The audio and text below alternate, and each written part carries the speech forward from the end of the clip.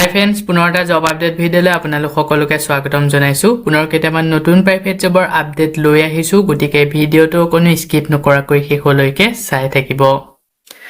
তাৰ বাবে আপোনালোকে আহিব লাগিব গুগল বা আপোনালোকৰ ক্ৰোমত ইয়াতে আহি আপোনালোকে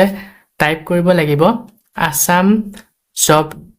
career.in বুলি সাৰ্চ কৰিব লাগিব সাৰ্চ কৰাৰ লগে লগে আমাৰ যোনটো ৱেবছাইট আছে জবৰ আপডেটসমূহ আপোনালোকক দি থাকো সেই ৱেবছাইটটো এনেদৰে আহি যাব ইয়াতে আপোনালোকে যোনটো ফাৰ্স্ট লাইনত দেখিছে তাতে আপোনালোকে ক্লিক কৰি পেলাই আপোনালোকে আমাৰ ৱেবছাইটত আহিব পাৰিব ৱেবছাইটত আহি তো ইয়াতে সকলোবোৰ জব আপডেট পাই যাব প্ৰাইভেট জবৰ সকলোখিনি জবে ইয়াত আপডেট দিয়া হৈছে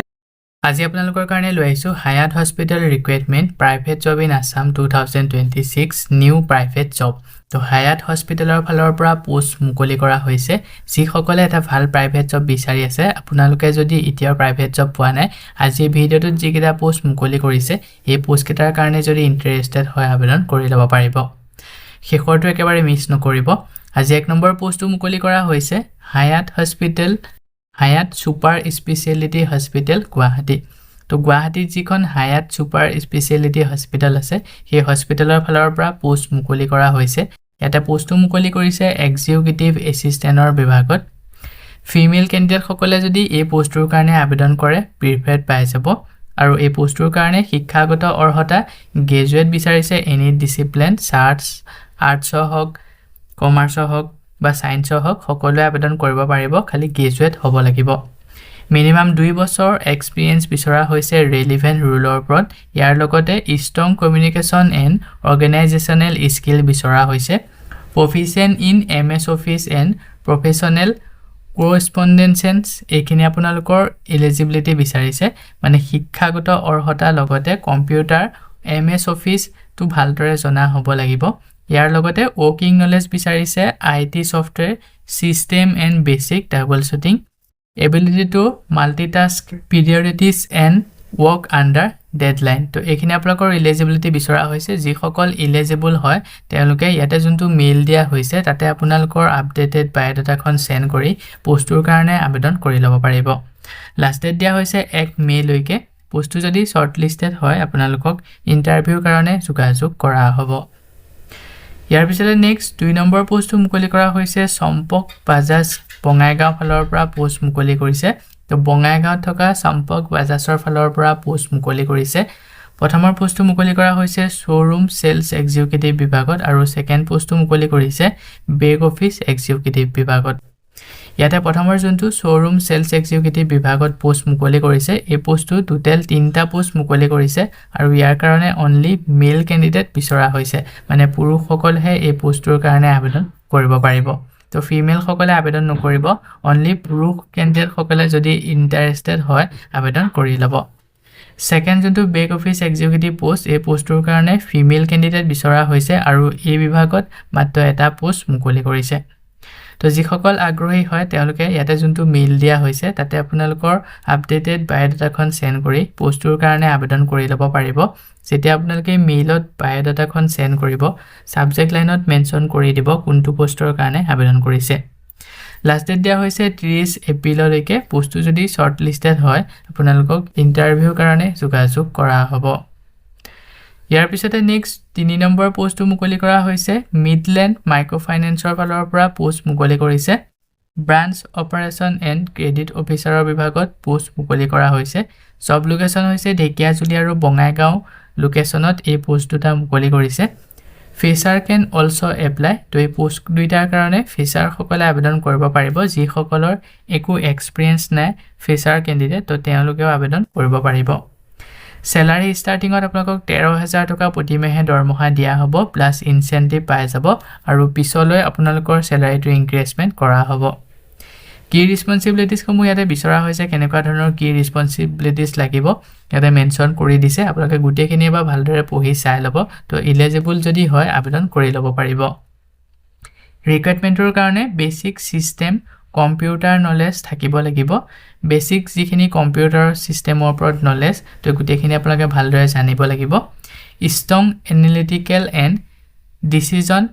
মেকিং স্কিল থাকিব লাগিব গুড কমিউনিকেশ্যন এণ্ড ইণ্টাৰপাৰ্সনেল এবিলিটিজ ইয়াৰ লগতে ability to work in a dynamic environment এইখিনি আপোনালোকৰ এলিজিবিলিটি বিচৰা হৈছে তো যিসকল এলিজিবল হয় তেওঁলোকে ইয়াতে যোনটো মেইল দিয়া হৈছে তাতে আপোনালোকৰ আপডেটেড বায়োডাটাখন সেন্ড কৰি পোষ্টটোৰ কাৰণে আবেদন কৰি ল'ব পাৰিব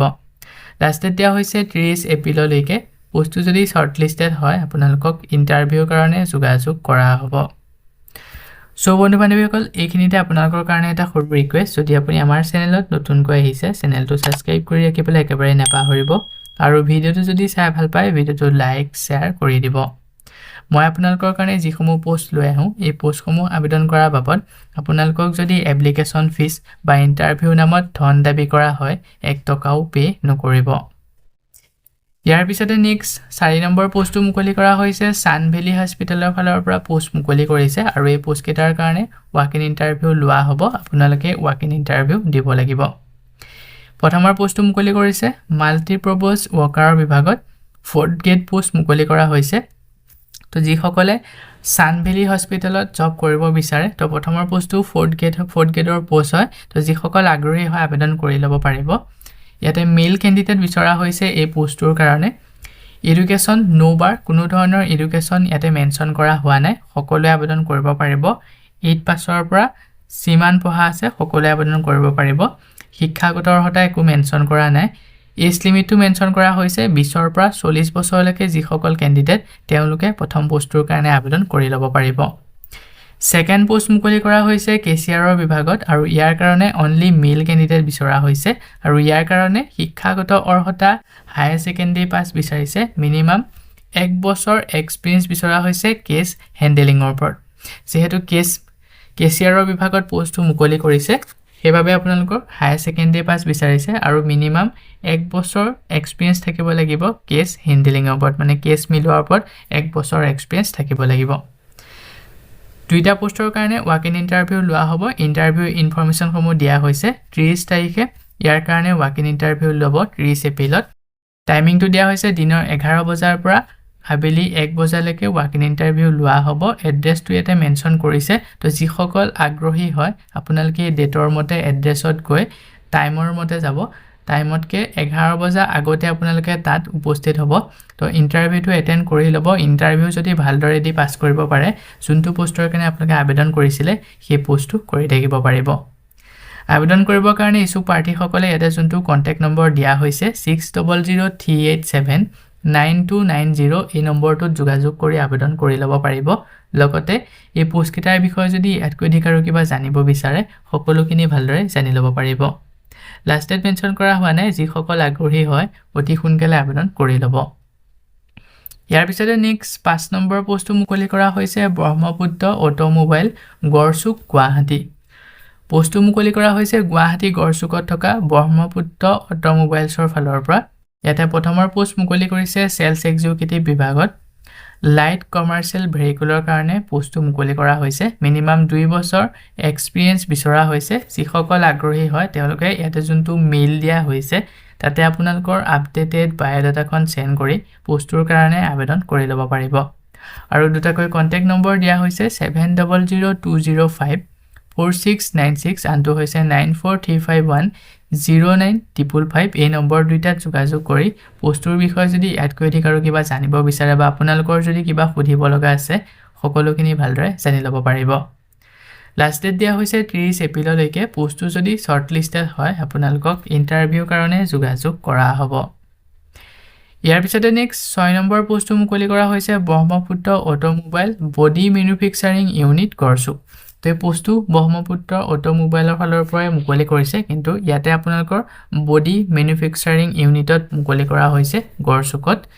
পোষ্টটো মুকলি কৰা হৈছে সেলস এক্সিকিউটিভ বিভাগত আৰু ইয়াৰ কাৰণে শিক্ষাগত অৰ্হতা থাকিব লাগিব বিই বিটেক মেকানিক্যাল সিভিল তো যিসকলে এখিনি শিক্ষাগত অৰ্হতা যিসকলৰ আছে বা কৰিলে তো তেওঁলোকে সেই পোষ্টটোৰ কাৰণে আবেদন কৰি ল'ব স্যালাৰি এট্ৰেক্টিভ স্যালাৰি অফাৰ কৰা হ'ব পোষ্টটো কৰাৰ বাবদ কিমান টকা দৰমহা দিয়া হ'ব মেনশন কৰা হোৱা নাই কিন্তু যথেষ্ট পৰিমাণৰ এটা ভাল স্যালাৰি আপোনালোকে পাই যাব মেইল দিয়া হৈছে তাতে আপোনালোকৰ আপডেটেড বায়োডাটাখন সেন্ড কৰি পোষ্টটোৰ কাৰণে আবেদন কৰি ল'ব পাৰিব আৰু এটা কন্টাক্ট নম্বৰ দিয়া হৈছে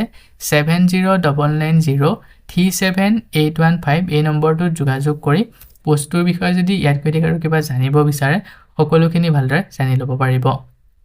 লাষ্ট ডেট দিয়া হৈছে 30 এপ্ৰিললৈকে পোষ্টটো যদি শৰ্ট লিষ্টেড হয় আপোনালোকক ইন্টাৰভিউৰ কাৰণে যোগাযোগ কৰা হ'ব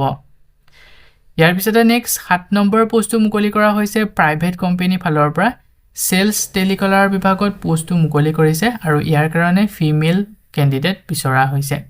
তো এই পোষ্টৰ কাৰণে কেনেকুৱা ধৰণৰ কি ক্ৰাইটেৰিয়া লাগিব গোটেইখিনি মেনশন কৰা হৈছে পঢ়ি চাই ল'ব যদি ইলিজিবল হয় ইছুক প্ৰাৰ্থীসকলে আবেদন কৰি ল'ব পাৰিব স্যালাৰি দিয়া হ'ব 15 ৰ পৰা 20000 টকা প্ৰতি মাহে দৰমহা এই পোষ্টটো কৰাৰ বাবদ আপোনালোকে পাই যাব তো যিসকল আগ্ৰহী হয় তেওঁলোকে ইয়াতে যোনটো মেইল দিয়া হৈছে তাতে আপোনালোকৰ আপডেটেড বায়োডাটাখন সেন্ড কৰি পোষ্টটোৰ কাৰণে আবেদন কৰি ল'ব পাৰিব লাষ্ট ডেট দিয়া হৈছে 30 এপ্ৰিললৈকে পোষ্টটো যদি শৰ্ট লিষ্টেড হয় আপোনালোকক ইন্টাৰভিউৰ কাৰণে যোগাযোগ কৰা হ'ব ইয়াৰ পিছতে নেক্সট 8 নম্বৰ পোষ্টটো মুকলি কৰা হৈছে ভিনায়ক ইকুইপমেন্টছৰ ফালৰ পৰা পোষ্ট মুকলি কৰিছে সেলস এক্সিকিউটিভ বিভাগত আৰু ইয়াৰ কাৰণে পুৰুষ মহিলা দুইসকলে আবেদন কৰিব পাৰিব ইয়াতে কনষ্ট্ৰাকচনৰ যিসমূহ ইকুইপমেন্টছ তো কনষ্ট্ৰাকচনৰ কাৰণে যিসমূহ মেচিনাৰী বা সা-সঁজুলি ব্যৱহাৰ হয় তো সেই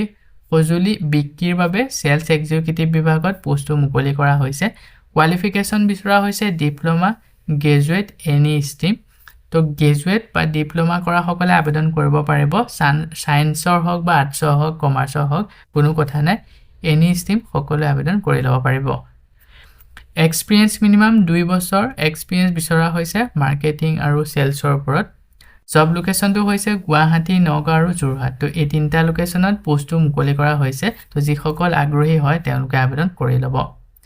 আবেদন কৰিবৰ কাৰণে ইয়াতে যোনটো মেইল দিয়া হৈছে তাতে আপোনালোকৰ আপডেটেড বায়োডাটাখন সেন্ড কৰি পোষ্টটোৰ কাৰণে আবেদন কৰি ল'ব পাৰিব আৰু কন্টাক্ট নম্বৰ দিয়া হৈছে 7099029872 এই নম্বৰটোত যোগাযোগ কৰি পোষ্টটোৰ বিষয়ে যদি ইয়াতকৈ অধিক আৰু কিবা জানিব বিচাৰে সকলোখিনি ভালদৰে জানি ল'ব পাৰিব লাষ্ট ডেট দিয়া হৈছে 30 এপ্ৰিললৈকে পোষ্টটো যদি শৰ্ট লিষ্টেড হয় আপোনালোকক ইন্টাৰভিউৰ কাৰণে যোগাযোগ কৰা হ'ব সো বন্ধু-বান্ধৱীসকল এইকেইটা আছিল আজি আপোনালোকৰ কাৰণে লৈ অহা প্ৰাইভেট জবৰ আপডেট আশা কৰো ভিডিওটো চাই আপোনালোকে উপকৃত হ'ব ভিডিওটো চাই যদি ভাল পায় ভিডিওটো লাইক আৰু শেয়াৰ কৰি দিবলৈ একেবাৰে নেপাহৰিব আমাৰ চেনেলত যদি প্ৰথমবাৰ ভিজিট কৰিছে চেনেলটো সাবস্ক্ৰাইব কৰি কাষতে থকা বেল আইকনটো প্ৰেছ কৰি অল কৰি ৰাখিব আমাৰ চেনেলৰ এনে ধৰণৰ আহিবলগীয়া প্ৰাইভেট জব আপডেটৰ নটিফিকেশনসমূহ প্ৰতিদিনে পাই থাকিবৰ কাৰণে আজিলৈ মানে পুনৰ এটা জব আপডেট ভিডিওৰ সৈতে লগ পাম অহাকালিলৈ